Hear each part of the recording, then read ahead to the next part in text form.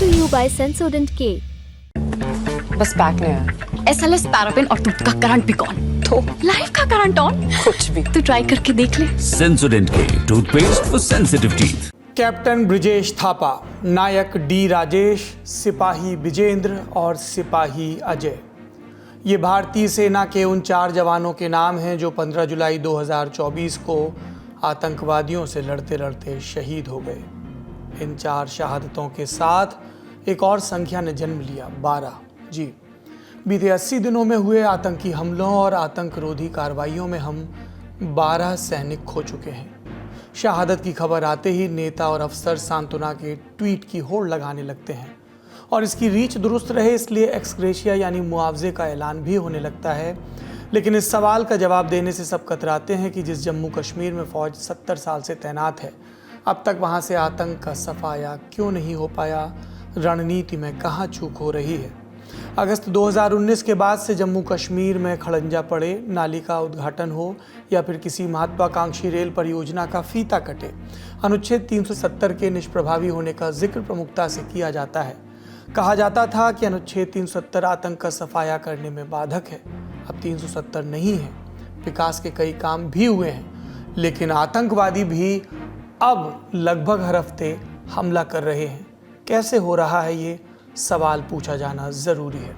बीते 2 हफ्तों में हम 2 बार आपको इसी लल्लन टॉप शो में जम्मू संभाग में बढ़ रहे आतंक का जिक्र विस्तार से कर चुके हैं। आज एक बार फिर करेंगे क्योंकि डोडा में हमारे 4 जवान शहीद हुए हैं। इसके बाद रुख करेंगे बिहार के दरभंगा का, जहां सूबे के कद्दावर नेता और पूर्व मंत्री मुकेश सहनी के पिता जीतन सहनी की नृशंस हत्या कर दी गई। आखिर में रुख करेंगे दिन भर की सुर्खियों का। नमस्कार, सौरभ द्विवेदी नाम है हमारा और आप देखना शुरू कर चुके हैं लल्लन टॉप शो। यहाँ बारिश बहुत हो रही है, मुझे कुछ जवानों की एक पार्टी लेकर ऊपर जाना है। बहुत चढ़ाई है, वहाँ रोड नहीं है, आदेश आया है इसलिए जंगल के रास्ते जाना है। 26 साल के कैप्टन ब्रिजेश थापा ने 14 जुलाई की शाम अपने पिता कर्नल भुवनेश थापा रिटायर्ड से फ़ोन पर बात की।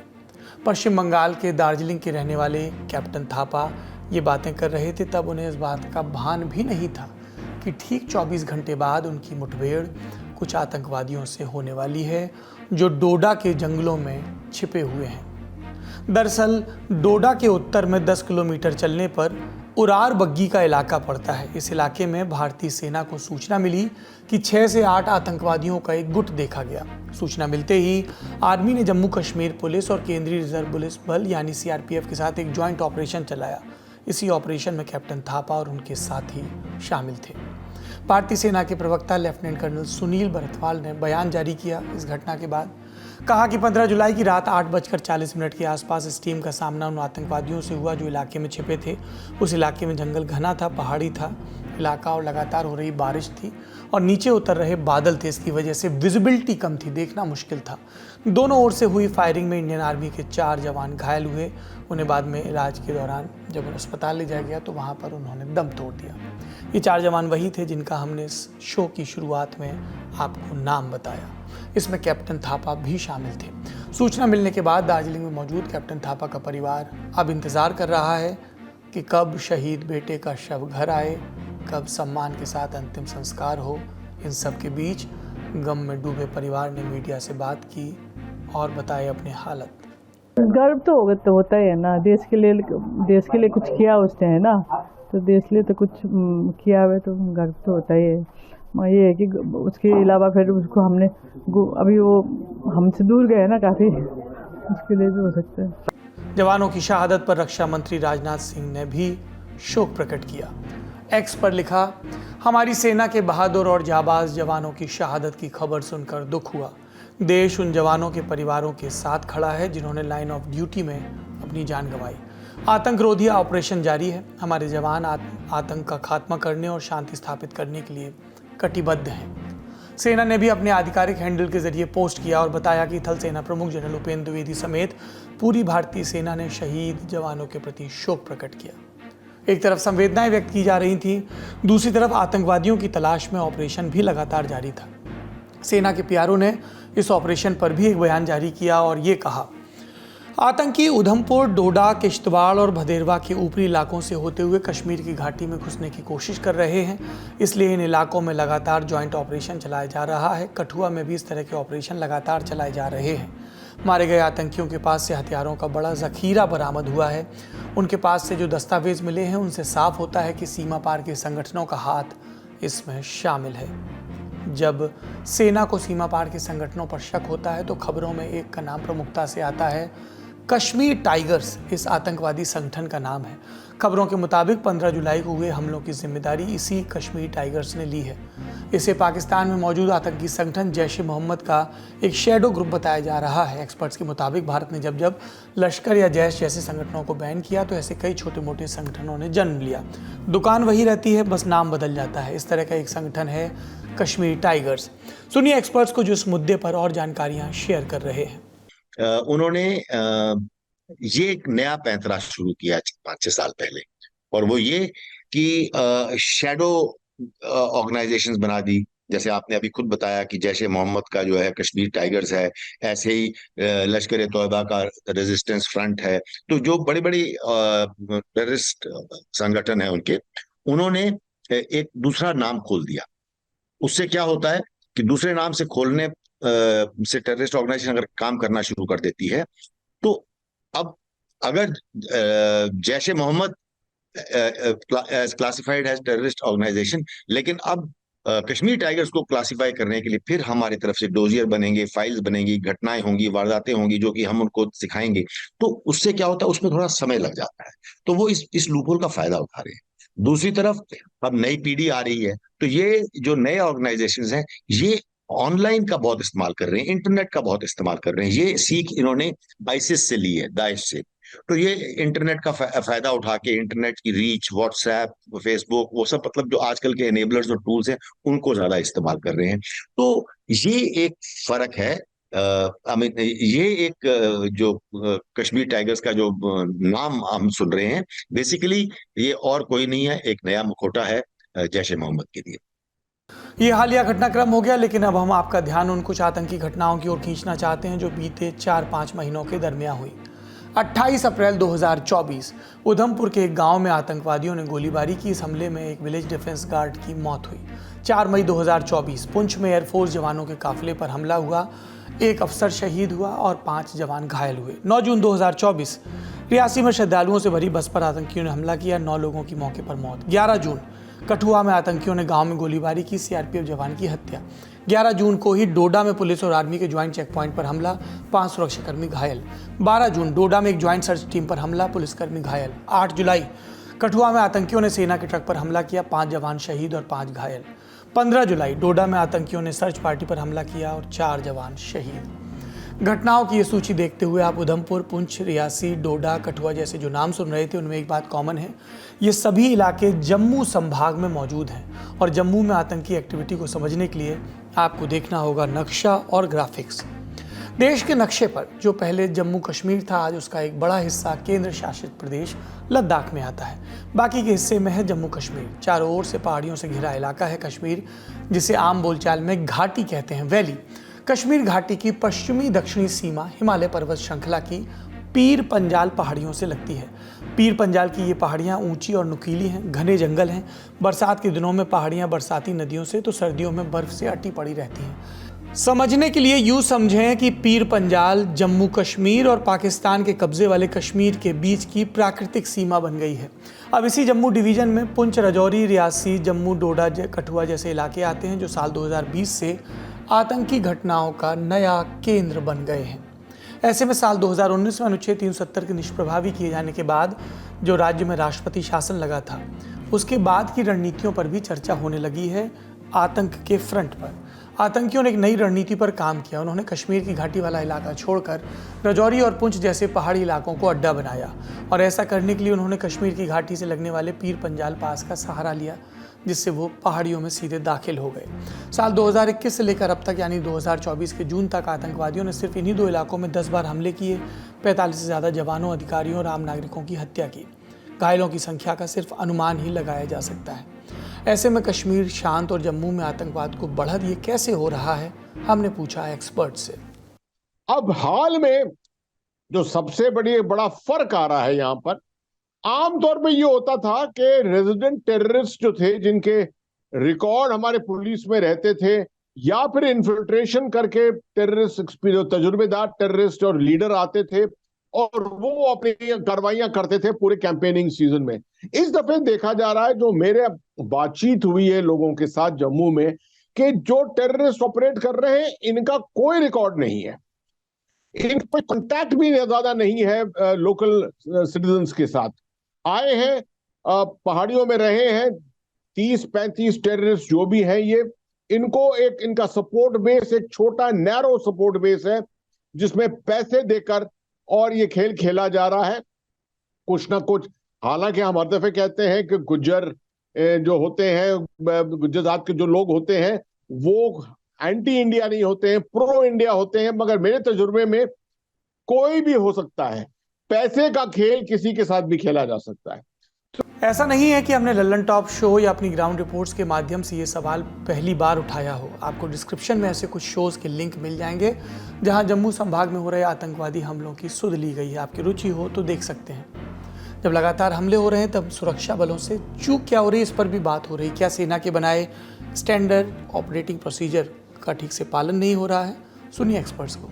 इन्फिल्ट्रेशन तो कई जगह से हो रही है और पाकिस्तान ने अपना एजेंडा बनाया है कि कश्मीर छोड़ के, क्योंकि वहां पर काफी नुकसान हो रहा है टेररिस्ट का, ऑपरेशन ऑल आउट के बाद वहां पे काफी उनकी कैजुअलिटीज हुई है टेररिस्ट की, और अपर हैंड सिक्योरिटी फोर्स का रहा, इसलिए वो अपना फोकस जम्मू एरिया में कर रहे हैं। और इसलिए वो अलग अलग एरिया जहां पे वो वीक पॉइंट्स देखते हैं वहां से वो इन्फिल्ट्रेट करने की कोशिश करते हैं। और आजकल मानसून की वजह से भी जो रिवर्स है या रिवरलेट्स है उसमें पानी काफी आया है, वहां पर भी कहीं कहीं बोट्स का इस्तेमाल करते हैं, वो इन्फ्लेटेबल बोट्स का इस्तेमाल करते हैं। और बॉर्डर एरियाज में जहां जहां उनके फेवरेबल एरियाज हैं डेमोग्राफी के हिसाब से, उनको यूज कर रहे हैं अपने लॉजिस्टिक्स के लिए या उनको शेल्टर देने के लिए। साथ में जो करतारपुर कॉरिडोर आ रहा है, करतारपुर कॉरिडोर को भी हमने बड़ी नजदीकी नजर से देखना है कि आईएसआई उसको मिसयूज तो नहीं कर रहा है, क्योंकि रिपोर्ट्स ऐसी आ रही है कि वो ऑर्गेनाइज तरीके से कुछ लोगों को वहां पर बुला रहे हैं करतारपुर कॉरिडोर से, और वहां पर उनको ब्रीफ करते हैं। और पंजाब का बॉर्डर भी हम नहीं कह सकते हैं कि कितना यूज हो रहा है, लेकिन उसको भी यूज करने की भी इंटेलिजेंस रिपोर्ट्स आई है कि पंजाब बॉर्डर को भी यूज करके फिर वाया हिमाचल वहां से वो जो रावी रिवर है उसको यूज करके वहां से इन्फिल्ट्रेट करके जम्मू के अपर रीचेस में पहुंच जाते हैं, वहां से डोडा एरिया में डायरेक्ट फिर पहुंच जाते हैं। एक और बड़ा मुद्दा है टेरेन का। जिस पीर पंजाल की पहाड़ियों में आतंकी एक्टिव है, वहाँ की चढ़ाई तीखी और मीलों तक फैली है। बरसात में इलाका और कट जाता है, सर्दी में बर्फ़ इतनी कि ज़मीन कई फुट नीचे दफन हो जाए। इस साल जून के महीने में लल्लन टॉप की एक टीम ने इन इलाकों का दौरा किया था। तब वहाँ मौजूद स्थानीय लोगों ने बताया कि बरसात ज़्यादा होने पर यहाँ मौजूद पाइन के पेड़ और घने हो जाते हैं। अंधेरा होते होते 2-4 मीटर दूर तक नहीं दिखाई देता। ऐसे में घने जंगल, कठिन मौसम और लो विजिबिलिटी में सर्च ऑपरेशन चलाना और भी कठिन हो जाता है। इंडियन एक्सप्रेस की रिपोर्ट के मुताबिक जंगलों और पहाड़ियों की इसी खासियत का फ़ायदा उठाकर आतंकवादी इस समय ऊपरी इलाकों में घूम रहे हैं। ऊपरी इलाकों में घूमना यानी एक तरफ जम्मू, दूसरी तरफ कश्मीर के करीब होना। आतंकी किसी भी ओर जा सकते हैं। अब बात घुसपैठ की। पाकिस्तान के आतंकवादी जम्मू कश्मीर में एक्टिव हैं तो इसका मतलब साफ है कि सीमा पार घुसपैठ जारी है। डिफेंस एक्सपर्ट बताते हैं आतंकी कभी भारत पाकिस्तान के बीच अंतर्राष्ट्रीय सीमा का उपयोग करते हैं तो कभी लाइन ऑफ कंट्रोल का। और ये सरहदें सीधी सपाट ज़मीन पर नहीं बनी हैं, कटीले तारों से बनी हैं, मैदान में भी हैं, पहाड़ों में भी। मानसून की उफनाई बरसाती नदियां तार बाढ़ को बहा कर ले जाती हैं तो बर्फबारी इन तारों को दबा देती है। ऐसे में आतंकी इन मुफीद मौक़ों का इस्तेमाल घुसपैठ की कोशिश में करते हैं। सीमा पर हमारी फौज और बीएसएफ मौजूद हैं। तकनीक का सहारा भी लिया जा रहा है, लेकिन तीखी ढलानों, नदियों पर बाढ़ और तैनाती से फ़र्क उतना नहीं पड़ता कि कोई गैप छूटे नहीं। अब आतंकी घुस आए तो उन्हें राशन और हथियार चाहिए और ये मदद पहुंचाते हैं उनके OGW यानी ओवरग्राउंड वर्कर्स। ये OGW अमूमन भारतीय नागरिक होते हैं जो चंद पैसों के लिए पाकिस्तान और आतंकवादियों की मदद करते हैं और देश से गद्दारी। जब आतंकी भारत में घुसपैठ करने में सफल हो जाते हैं तो OGW कुछ पैसों के लालच में हथियार इन्हें दे देते हैं। डिफेंस एक्सपर्ट्स ने OGWs के रोल पर भी डिटेल में कमेंट किया। देखिए, ऐसा नहीं है कि ओवरग्राउंड वर्कर अभी अचानक सक्रिय हो गए हैं। अगर आपको याद होगा कि 10-15 साल पहले भी साउथ ऑफ पीर पंजाल यानी कि जम्मू रीजन में पुंछ, राजौरी, डोडा किश्तवाड़ ये इलाके जो हैं बहुत एक्टिव हुआ करते थे, बहुत सक्रिय थे, यहाँ पे बहुत एनकाउंटर हुआ करते। मैं उस टाइम सीओ था पुंछ के इलाके में, अपनी बटालियन कमांड की है इस कॉम्बैट में। तो उस समय से धीरे धीरे जब स्थिति में सुधार आ गया तो जाहिर है कि फिर फोर्सेस वहां कुछ कम कर दी गई क्योंकि स्थिति में सुधार आ गया। लेकिन जो ओवरग्राउंड वर्कर्स हैं वो कहीं जाते नहीं है, वो एक स्लीपर सेल के बतौर एक स्लीपर सेल वहीं पे रहते हैं। स्लीपर का मतलब है कि वो अपनी गतिविधियां दबा देते हैं क्योंकि वहां पर इन्फिल्ट्रेशन नहीं हो रही, वहां पे वारदातें नहीं हो रही ज्यादा। तो लेकिन ये एक नेटवर्क ऐसा है जो स्लीपर सेल्स का है, जो हमेशा से रहा है, अब वो सक्रिय कर दिया गया है, उसको एक्टिवेट कर दिया गया है।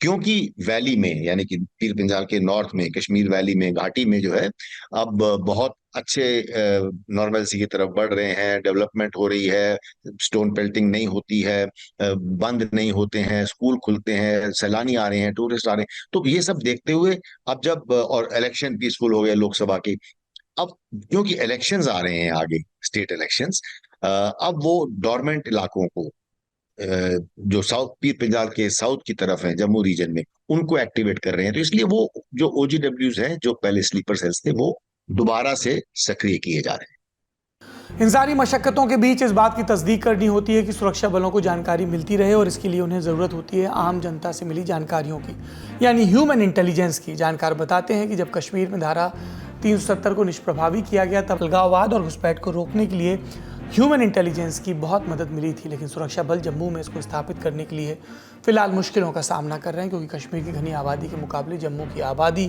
फैली हुई है। इसके अलावा एक और चुनौती है तमाम सुरक्षा बलों के बीच बेहतर कोऑर्डिनेशन की। हमने ह्यूमन इंटेलिजेंस और कोऑर्डिनेशन को भी एक्सपर्ट से समझा। मैं नहीं समझता कि सिक्योरिटी फोर्सेस में और इंटेलिजेंस एजेंसीज में कोई तालमेल में दिक्कत आ रही है, क्योंकि JNK एक ऐसी स्टेट है जहां पर एक यूनिफाइड कमांड हेडक्वार्टर है, जहां सारे स्टेक होल्डर्स इकट्ठे बैठते हैं। वहां पर जो DGP और कोर कमांडर मिलके उस इलाके के बारे में विश्लेषण करते हैं, तालमेल करते हैं, आपस में कोऑर्डिनेशन करते हैं। तो वो सब पुख्ता तौर पे चल रहा है। फर्क सिर्फ ये है, जैसे मैंने पहले भी जिक्र किया कि जम्मू रीजन में क्योंकि पिछले 10-12 सालों से काफी हद तक सुधार आ गया था, तो ओवरऑल यहाँ पे फोर्सेस कम कर दी गई। पहले यहाँ पे ईस्ट की तरफ से फोर्सेस लाई गई थी, आर्मी हेडक्वार्टर रिजर्व्स थे। उन दिनों में मैं वहां पे बतौर कर्नल ब्रिगेडियर मैंने वहां पे सर्विस की है। जब धीरे धीरे हालात बेहतर होते हैं फिर फोर्सेस कम कर दिए गए, और अब दोबारा ये एक चेष्टा है, एक एंडेवर है, एक अटेम्प्ट है उस इलाके को एक्टिवेट करने की। इस खबर पर हमारी नज़र बनी रहेगी। जो भी अपडेट होंगे ललन टॉप पर आपको मिलते रहेंगे। अब बढ़ते हैं अगली बड़ी खबर की तरफ। चलते हैं बिहार के दरभंगा। बिहार का शहर दरभंगा, यहाँ के सुपौल बाजार इलाके में एक घर है। बिहार के कद्दावर नेता और विकासशील इंसान पार्टी यानी VIP के अध्यक्ष और विधान परिषद सदस्य मुकेश सहनी का, वही मुकेश सहनी जिन्हें राजनीतिक शब्दावली में सन ऑफ मल्लाह कहा जाता है। दरभंगा मौजूद इस घर में उनके पिता जीतन सहनी रहा करते थे। जब एक आध दशक पहले अपनी राजनीतिक ज़मीन तलाशने के लिए मुकेश सहनी ने दरभंगा छोड़ा और पटना में रहना शुरू किया तो अपनी मां की मृत्यु के बाद अकेले पड़ चुके पिता से भी आग्रह किया कि साथ में पटना रहें। जीतन सहनी ने मना कर दिया और कहा गांव का जीवन सुहाता है। मुकेश सहनी अपने पिता को नहीं मना पाए, खुद पटना रहने लगे। कभी कभार घर आना जाना होता था। इधर जीतन सहनी दरभंगा के घर में अकेले रहते थे। घरेलू काम में मदद करने वाले कुछ लोग थे जो अपना काम खत्म करके अमूमन तय वक्त से चले जाते थे। इन दोनों घर में निर्माण काम लगा था तो इसमें कुछ और व्यस्तताएं भी थी। सारी व्यस्तता सुलझाने और कामधाम के बाद जीतन सहनी सोने चले जाते थे और फिर से अगला दिन शुरू होता, जो कमोवेश ऐसे ही चलता। लेकिन 16 जुलाई के दिन ऐसा नहीं हुआ। इस दिन सुबह हुई और जीतन सहनी के घर के बाहर नाते रिश्तेदारों और मित्रों के साथ भीड़ देखने को मिली। वजह, लोगों को पता चला कि 70 साल के जीतन सहनी की हत्या हो गई है। उनकी लाश खून से लथपथ मिली। देखकर लग रहा था किसी धारदार हथियार से बार बार उन्हें काटा गया। सभी अंगों पर एक से ज़्यादा घाव दिख रहे थे। लगता था किसी गुस्से में उन पर या रंजिश के तहत बार बार चोट की गई, या लूट, या जो भी इरादा रहा हो। घर के अंदर का सारा सामान बिखरा हुआ था। कागजों से भरी अलमारी गिरी मिली थी। घटना की सूचना पुलिस को मिली। पुलिस मौके पर पहुंची और प्राथमिक जांच के बाद ये बयान सामने आया। वो एक छोटी सी अलमीरा है जिसमें कुछ महत्वपूर्ण कागजात और अपना व्यक्तिगत सामान रखा जाता था, जो घर के पीछे फेंका हुआ मिला है। एक छोटा सा तालाब है गड्ढानुमा, उसमें पानी में फेंका हुआ मिला है। उसमें जो कुछ कागज पत्र थे वो कुछ गीले भी हुए हैं, उन सब की जांच की जा रही है। वो भी एक महत्वपूर्ण सुराग है। इसके अलावा टेबल पे 3 खाली गिलास मिले हैं। और भी हम लोगों को ह्यूमन इंटेलिजेंस से आसपास के लोगों से कुछ महत्वपूर्ण सूचनाएं मिली हैं। टीम अपना काम कर रही है। हमने पत्रकारों से समझा घटनाक्रम और घटनास्थल का हाल।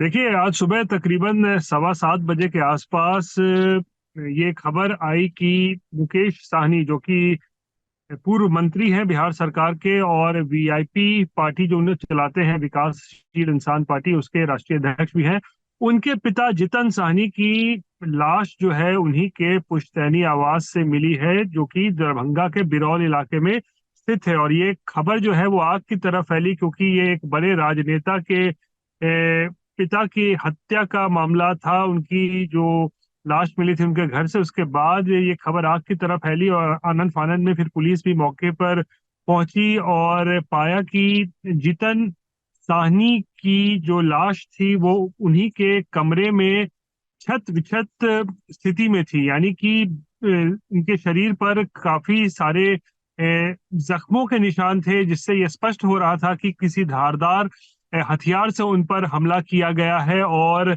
वो पहले वो जख्मी हो गए और उसके बाद उनकी मौत हो गई है। और फिर जो पुलिस की जांच अब तक आगे बढ़ी है, वो पुलिस तमाम बिंदुओं पर जो है पूरे मामले की जांच कर रही है, क्योंकि बताया। और पोस्टमार्टम जो है वो पूरा हो चुका है। उनका जो बॉडी था वो दरभंगा मेडिकल कॉलेज भेजा गया था, जहां पर उनका पोस्टमार्टम जो है वो पूरा हो गया है। और उसके बाद बॉडी को एक बार फिर से वापस उसी घर में लाया जा रहा है जहां पर ये घटना को अंजाम दिया गया था। लेकिन पुलिस देखिए जांच तो कर रही है, कुछ लीड्स भी पुलिस को मिले हैं आज, क्योंकि मौका वारदात पर डॉग स्क्वाड की टीम को बुलाया गया था, फोरेंसिक की टीम को बुलाया गया था। डीआईजी से भी हमारी बात हुई दरभंगा रेंज के बाबूराम से, उन्होंने ही बताया कि घर में टेबल पर 3 गिलास मिले हैं, कुछ पेपर मिले हैं, जो कुछ उनकी भी जांच चल रही है। और एक कह सकते हैं कि पुलिस तमाम बिंदुओं पर अभी मामले की जांच तो कर रही है, और दावा भी पुलिस ने किया है कि आज शाम तक कह रहे हैं या फिर अगले 24 घंटे में इस पूरे मामले का उद्भेदन कर दिया जाएगा। जब जीतन सहनी की हत्या हुई उस समय मुकेश सहनी मुंबई में थे। खबर पाने के बाद वो जहाज से पटना पहुंचे और फिर रवाना हुए दरभंगा। देर दोपहर मुकेश सहनी पहुंचे तो मीडिया से मुखातिब हुए और ये बयान दिया। राज्य के लीडर और देश के नेता सभी लोगों से बातचीत हुई है और सभी लोगों ने आश्वस्त किए हैं कि जो दोषी है उनको बख्शा नहीं जाएगा। मेरा तो राज्य सरकार माननीय मुख्यमंत्री जी से आग्रह है कि इस पे खुद ही संज्ञान लेते हुए जो दोषी है उसको सजा दी जाए। अभी तो मैं खुद अभी जा रहा हूँ, आज शाम में वहाँ जाने के बाद देखता हूँ कैसे क्या है सारी चीजें। जी हाँ, जानकारी सीएम साहब से बातचीत हुई है और सर ने कहे कि हम सारा चीज को देख रहे हैं अपने स्तर से और दुखद घटना है और अपने तरफ से हमें जो भी संसाधन दिए हैं।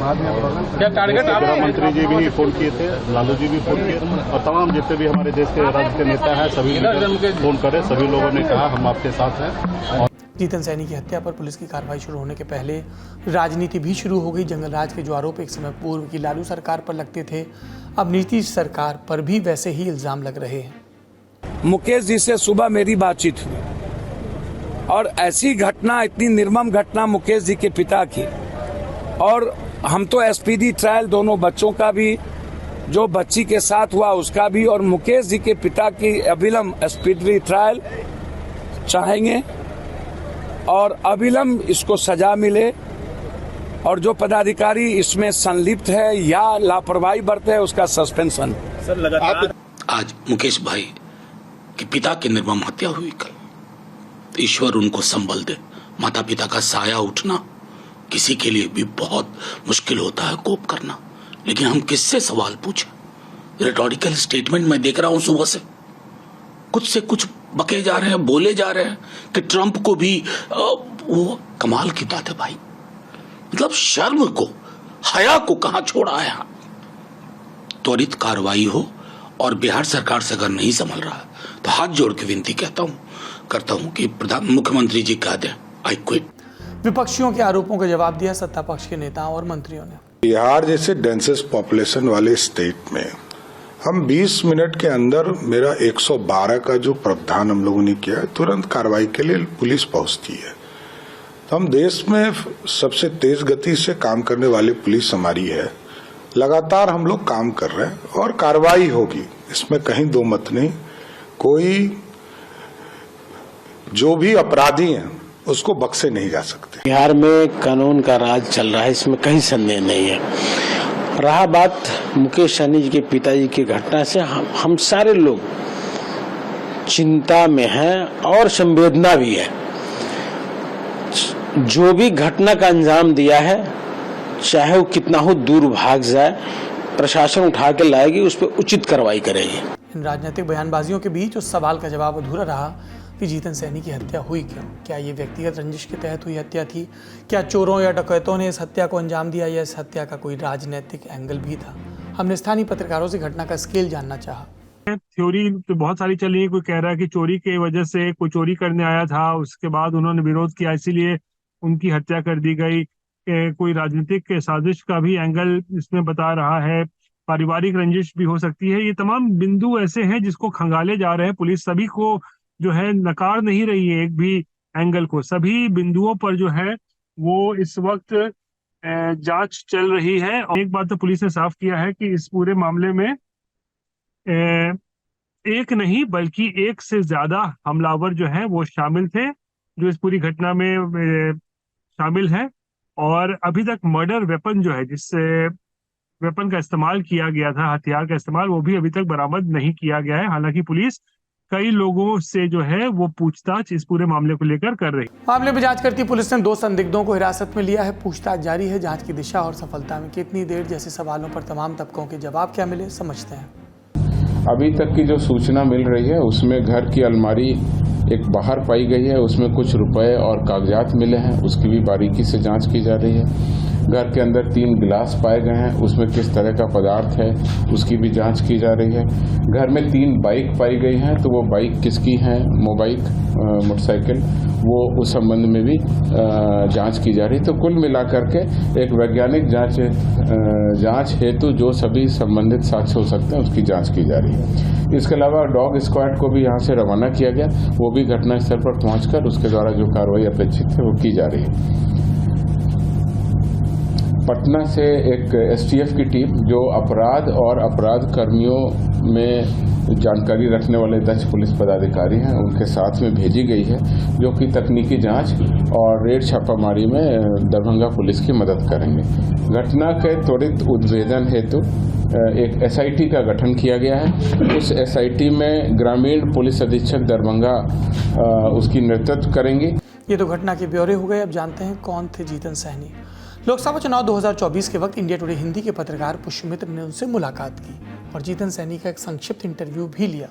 इसके चुनिंदा हिस्से हम आपको आगे सुनाएंगे। पहले सुनते हैं पुष्यमित्र को, जो जीतन सहनी के बारे में और ब्यौरे दे रहे हैं। बहुत सीधे आदमी थे, बहुत एक सहज ग्रामीण व्यक्ति जो होता है वैसे व्यक्ति थे। और मुझे बहुत सारी चीज़ें उन्होंने बताई मुकेश सहनी के बचपन के बारे में, उनके जवानी के बारे में। फिर यहाँ जो पीछे उनका घर दिख रहा है मुकेश सहनी जी का, उस घर को उन्होंने घुमाया और अपनी पत्नी की समाधि दिखाई और नदियाँ दिखाई और इस इलाके के मछलियों के बारे में बताया। बहुत सारी चीज़ें बताई। बहुत सीधे साधे ग्रामीण मछुआरे जैसे ही व्यक्ति थे। और लोगों ने बताया कि वो अभी भी मछली पालन करते थे। 3-4 तालाब उनके अभी भी जल करवा रहे हैं, वहाँ वो मछली पालन करते थे। उनके पिता जरूर, उनके बेटे मुकेश सहनी जरूर राजनीति में बड़ा नाम हो गए, मंत्री भी रहे और उन्होंने बम्बई में अपना मुकाम भी बनाया था। लेकिन वो मछुआरे का जीवन ही जीते थे और यहाँ इस घर में नहीं रहते। वो पीछे एक घर है, उस घर में रहते थे। वहीं उनकी हत्या हुई। उस घर में कहा जाता है वो इसलिए रहते थे क्योंकि वो मछली का काम करते थे और इस घर में मछली के काम में जो बदबू और दूसरी चीजें हो वो यहाँ ना आए, इसलिए वो वहाँ रहते थे। अब सुनते हैं जीतन सहनी के उस आखिरी इंटरव्यू के कुछ चुनिंदा हिस्से। आपको उनका काम कैसा लगता है? देखिए, बेटा का जो चप्पल, बाप का चप्पल जो बेटा को हो जाए तो समझो जो वही बाप बन गया। वही बाप बन गया। हाँ। समझे? हाँ। तो उसको हम क्या कहेंगे? आपको हमको खाना का दिक्कत होगा, रहने का दिक्कत होगा, कपड़ा का दिक्कत होगा, तब न उससे कहेंगे तुम पैसा दो। हाँ।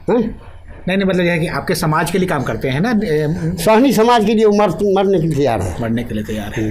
ये बात तो निश्चित है, यही बात उनको पटना में पूछा था। हाँ, तो सहनी समाज के लिए मरने के लिए और साथ साथ अन्य जाति के लिए, अन्य जाति आरक्षण दिलाने के लिए इतना रुपया खर्चा किया है जिसका जवाब नहीं। लेकिन ये आपका कहना है कि मल्लाह सब का जीवन खत्म हो, मतलब खराब हो रहा है, अभी मछली कम होने लगी है। हाँ हाँ, और लोग दूसरा रोजगार अपना रहा है, तो उसके लिए क्या समाधान होना चाहिए, आपको क्या लगता है? क्या होगा, सरकार करेगा कि हम करेंगे? आप भी तो विचार दे सकते हैं, अपना विचार तो आप दे सकते हैं। हमको आपके सारा सहनी समाज को सरकार आरक्षण दे, क्या समझे? हाँ, ये कुछ भी तो सहायता होगा। हाँ, आरक्षण दे। इसके अलावा जैसे कि कोऑपरेटिव बन गई है, कोऑपरेटिव से अरे सब सुविधा दे ना थोड़ा, कौन कहता नहीं कि हम नहीं लेंगे। अमीर है सो भी लेने के लिए मार करता है, गरीब होता अमीर को पहले मिल जाता है, गरीब को बाद में मिलता है ना। इस मामले में इंतजार है कथित सुशासन सरकार की नीतियों के कारगर होने का, ताकि बिहार को कभी तो अपराध से मुक्त घोषित किया जा सके। केस में जो भी अपडेट होंगे ललन टॉप आपको बताएगा। अब बारी सुर्खियों की। पहली सुर्खी ट्रेनी आईएएस पूजा खेड़कर के केस से जुड़ी है। पूजा खेड़कर की ट्रेनिंग रद्द कर दी गई है और मसूरी स्थित Lal Bahadur Shastri National Academy of Administration यानी लबासना ने पूजा का महाराष्ट्र में ट्रेनिंग प्रोग्राम तत्काल प्रभाव से खत्म कर दिया। उन्हें एकेडमी वापस बुलाने के लिए नोटिस सौंपा गया है। लबासना ने महाराष्ट्र के मुख्य सचिव को भेजे पत्र में कहा कि पूजा खेड़कर 23 जुलाई तक एकेडमी में वापस रिपोर्ट करें। खबरों के मुताबिक सरकार ने पूजा खेड़कर को इस बारे में सूचित कर दिया है। बता दें, पूजा खेड़कर पर आईएएस दाखिला प्रक्रिया में सफल होने के लिए विकलांगता और ओबीसी सर्टिफिकेट का फर्जी तरीके से इस्तेमाल करने का आरोप लगा है। दूसरी सुर्खी यूपी से जुड़ी है। यूपी के मुख्यमंत्री योगी आदित्यनाथ ने कहा कि लखनऊ में पंतनगर, इंद्रप्रस्थ नगर और कुकरेल के किनारे बने मकान अब नहीं तोड़े जाएंगे। कुकरेल नदी के किनारे रिवर फ्रंट योजना के तहत अतिक्रमण हटाओ अभियान चलाया जा रहा था, जिसके चलते कई मकानों पर लाल निशान बनाए गए। इसको लेकर इलाके के लोग चिंतित थे, विरोध प्रदर्शन भी चल रहे थे। मुख्यमंत्री योगी ने कहा, जिन लोगों ने मकानों पर निशान लगाए उन पर कार्रवाई की जाएगी। दरअसल यूपी सरकार लखनऊ की कुकरेल नदी पर रिवर फ्रंट बना रही है। इसके लिए नदी के आसपास बने मकानों को चिन्हित किया गया था। सरकार के मुताबिक ये निशानदेही इस बिना पर हुई कि ये अवैध बने हैं। लोगों ने विरोध किया। खबरों के मुताबिक इसके बाद उन्होंने अपने घर की रजिस्ट्री की कॉपी भी चिपकाई और पूछा कि अगर अवैध थे तो सरकार ने रजिस्ट्री कैसे की। प्रशासनिक कार्रवाई पर भी सवाल उठे, जिसके बाद अब आया यूपी सरकार का ये आदेश। वैसे यूपी इसलिए भी खबरों में है क्योंकि वहाँ भाजपा की बड़ी हार को लेकर दिल्ली तक मंथन चल रहा है। संगठन और सरकार के टकराव की खबरें सुर्खियां बना रही हैं। इसके बारे में विस्तार से इस हफ्ते के नेता नगरी में आपसे चर्चा करेंगे। तीसरी सुर्खी सुप्रीम कोर्ट से जुड़ी है। केंद्र सरकार ने 2 हाई कोर्ट जजों की सुप्रीम कोर्ट में नियुक्ति को मंजूरी दे दी है। इन 2 जजों की नियुक्ति के बाद सुप्रीम कोर्ट में कुल जजों की संख्या 34 हो गई है, यानी अब सुप्रीम कोर्ट पूरी स्ट्रेंथ से काम करेगा। ये 2 नए जज कौन हैं?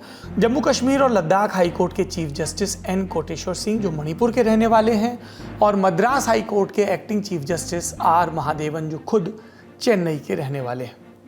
ये थी अब तक की सुर्खियां। ललन टॉप शो खत्म करें उससे पहले आपसे एक सूचना साझा करते हैं। आज हमारे आपके ललन टॉप शो को 6 साल पूरे हो गए। 6 साल पहले यानी साल 2018 में आज के ही दिन हमने ललन टॉप शो का पहला एपिसोड प्रसारित किया था। और देखिए समय कितना बदल गया। नहीं बदला तो ललन टॉप का तेवर और आपका हम पर यकीन। हम इस वादे के साथ विदा लेते हैं कि हम इसी तरह आपको खबरदार करते रहेंगे। अपना और अपनों का ख्याल रखिए। शुभ रात्रि।